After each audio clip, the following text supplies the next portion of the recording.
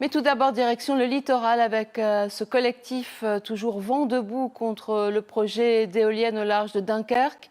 L'enquête publique vient pourtant de rendre un avis favorable. Alors le dossier est-il plié? La Belgique non plus n'a pas dit son dernier mot. Marion Picard et Adrien Fuselier. L'horizon à perte de vue.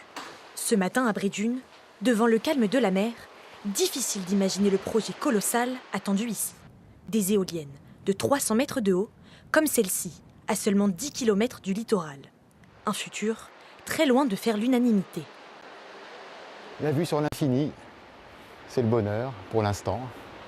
Vincent Guérin habite ici depuis 10 ans. Il redoute que ce paysage disparaisse. C'est l'horizon, on imagine ce qu'il y a derrière.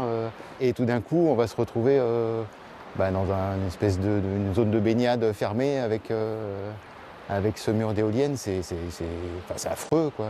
Ils disent que c'est pour 30 ans, mais enfin dans 30 ans, qui va aller les enlever?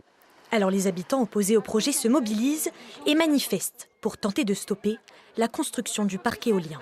Je ne sais pas comment je vais pouvoir continuer à me balader au bord de l'eau avec ces aérogénérateurs à côté de moi, quoi. Je sais pas. Je me pose même la question de savoir si je vais déménager.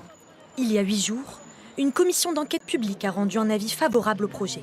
Mais l'association Vent debout 59 conteste ce résultat. Pour elle, 94% des opinions étaient défavorables.